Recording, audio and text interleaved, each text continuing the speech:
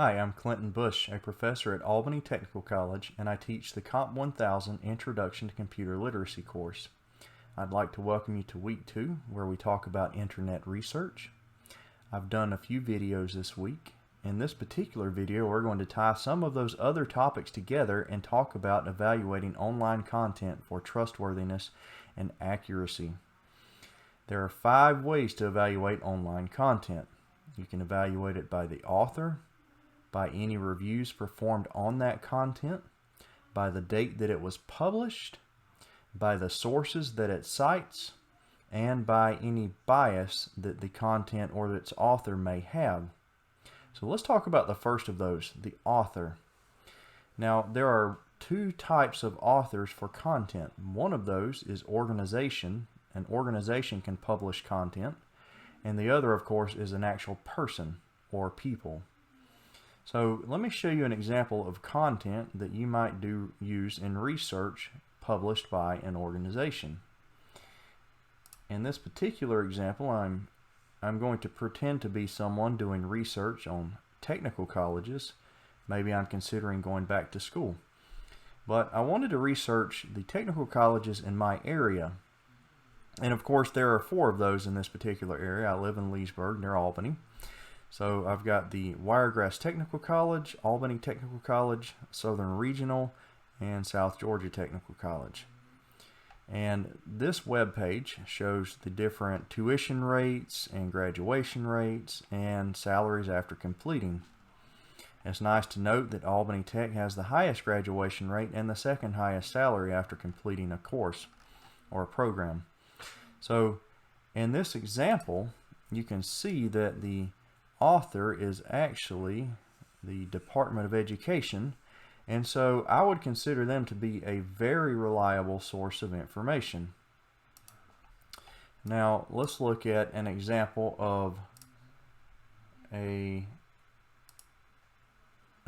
content where the author is actually a person.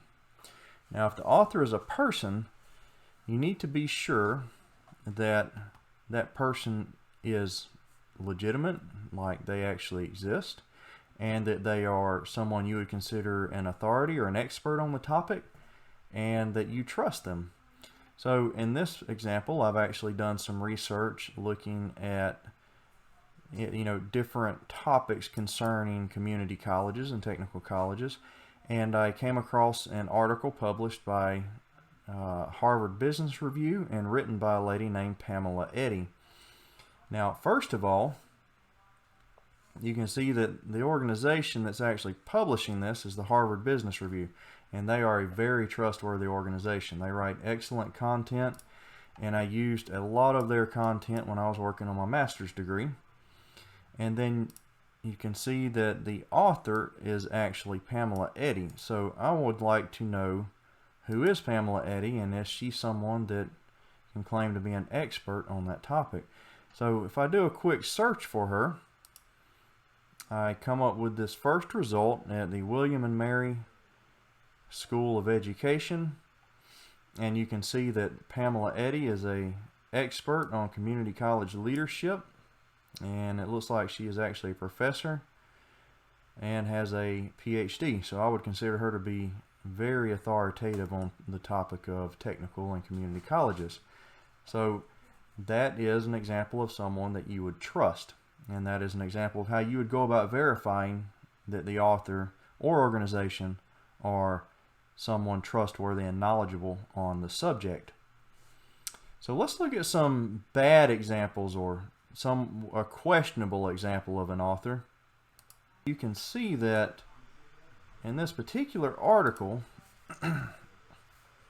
the author is someone named Jay Seattle, so they don't even list their actual name, and that's very questionable right off the bat. So I don't know that I would trust this person.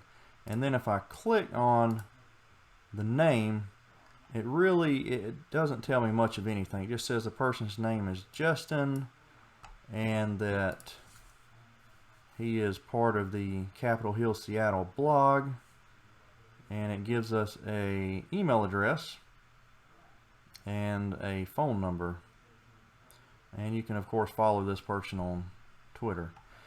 So the fact that we don't get the person's actual name is very concerning.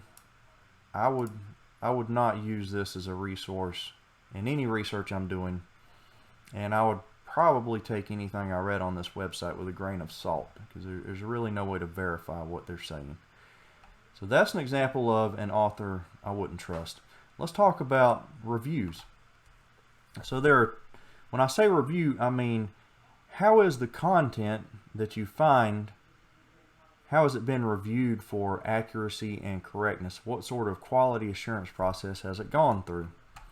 So in academia and areas of research, people normally do what's called a peer review. Now, peer review is where when you write a paper that publishes maybe some findings or scientific results from experiments you've done or historical research, whatever it may be, you actually take the paper you've written and all of the evidence that goes along with it, and you pass it around to other people who are experts in this area, and they look through it and make sure that you did all your experiments correctly and that your research and findings agree with each other and that they agree with your interpretation of the results.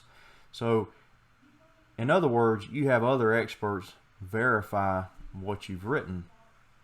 So let me show you an example of peer-reviewed work, and you'll normally find peer-reviewed work in academic and scientific journals. In this case, it is an academic journal published by the IEEE Society, which is a society of computer scientists and other high-tech individuals.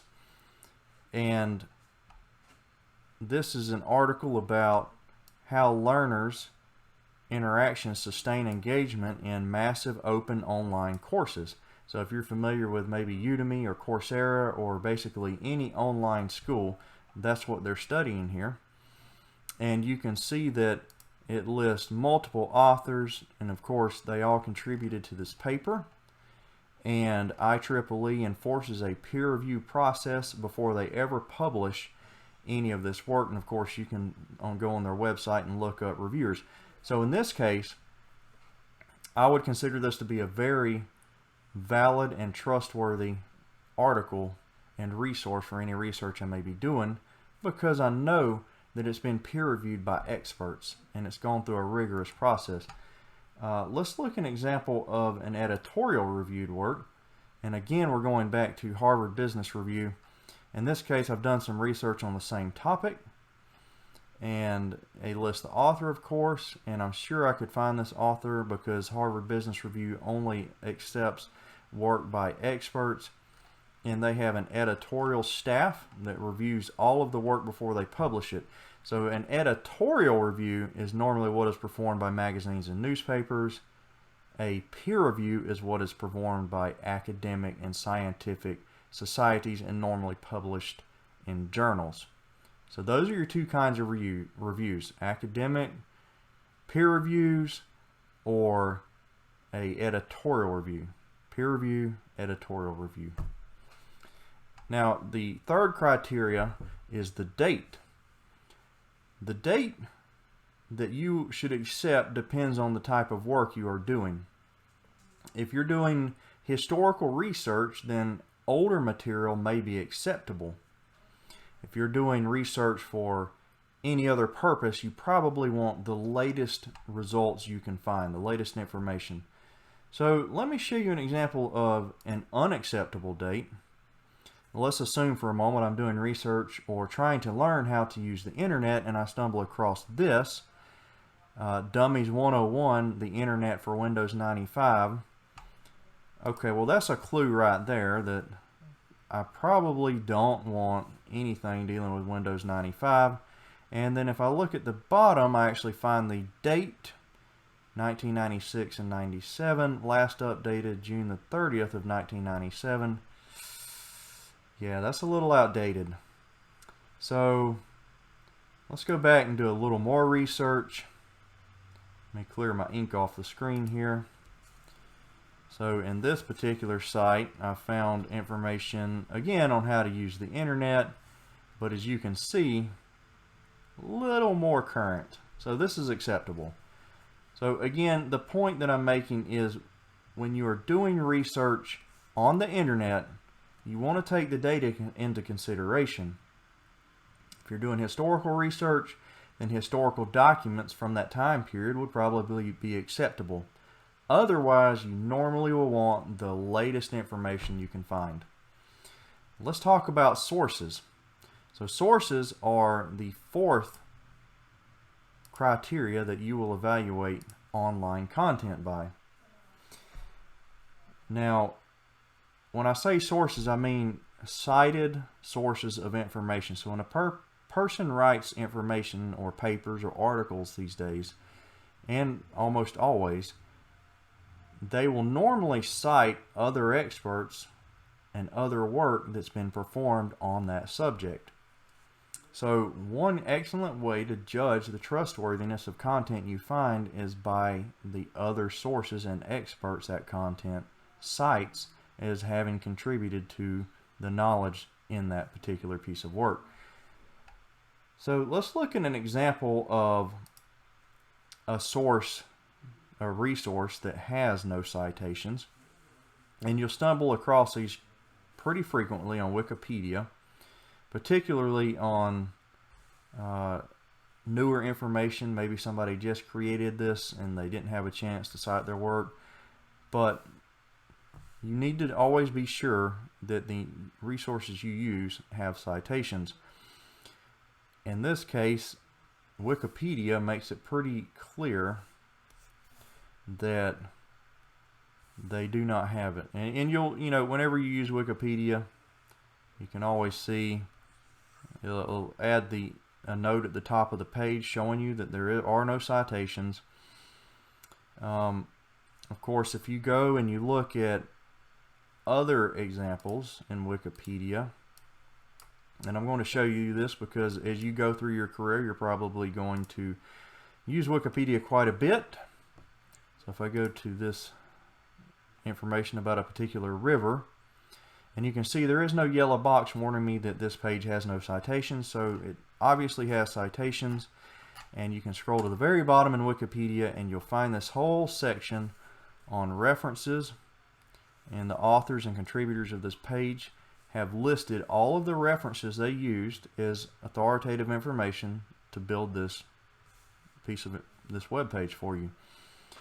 And of course you can follow these links at the bottom to actually go and look at the different information and web pages and authorities and experts they cited, and you yourself can verify whether that information that contributed to this page is itself reliable. If it is, that's a good indicator that this page is reliable and safe for you to use in your research. Now, the last criteria that you will use to evaluate online information is bias. I talked about that in another video, so I'm not going to cover it here. But the bottom line is, unless you're writing an argumentative or persuasive piece of work, you almost always want to use unbiased information. If you have to use biased information, then you need to cover both sides of that opinion. So you need to cover the side that is for whatever the topic is and the side that is against that topic, so you get a balanced piece of work in the end. Now, recap. There are 5 criteria you need to use when evaluating online information for its trustworthiness. That is the author, reviews or citations, the date that the work was written or published on, the cited sources that contributed to the information, and its bias. 5 criteria. You'll need to know these on your quiz. With that, I thank you for your time and hope this video was helpful.